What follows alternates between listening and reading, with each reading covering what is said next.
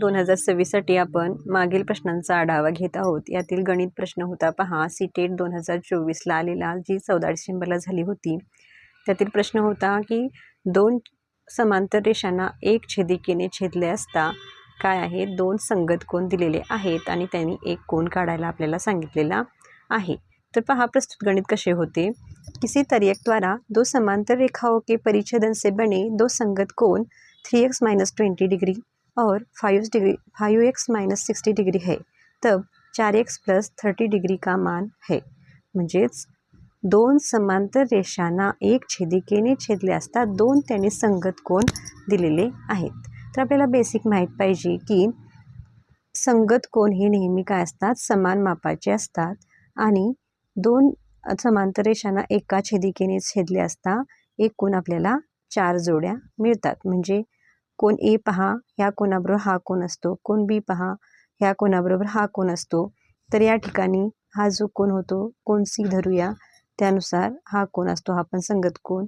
तसंच हा डी धरूया, ह्याबरोबर हा कोण असतो। म्हणजे संगत कोण हे समान मापाचे असतात आणि एका छेदिकेने जर दोन समांतर रेषांना छेदली तर एकूण 4 जोड्या आपल्याला भेटतात।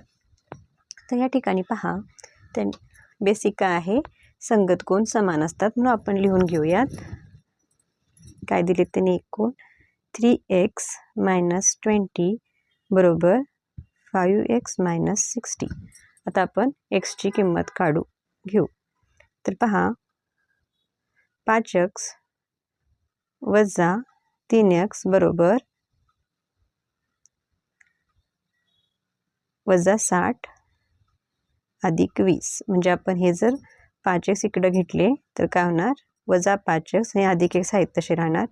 5x मधून 3x गेले, -2x बरोबर -60 अधिक 20 बरोबर किती आले, -40।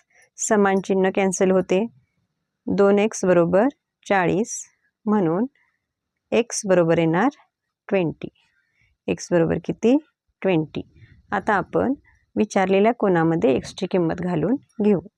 तर कसं म्हटलेत, 4x + 30 डिग्री म्हटलेत, म्हणून 4 × x ची किंमत 20 अधिक 30 बरोबर 4 दूनी 8 म्हणजे 80 झाले, अधिक 30 आहेत तसे लिहा, 110°। पर्याय क्रमांक 1 हे याचे योग्य उत्तर आहे।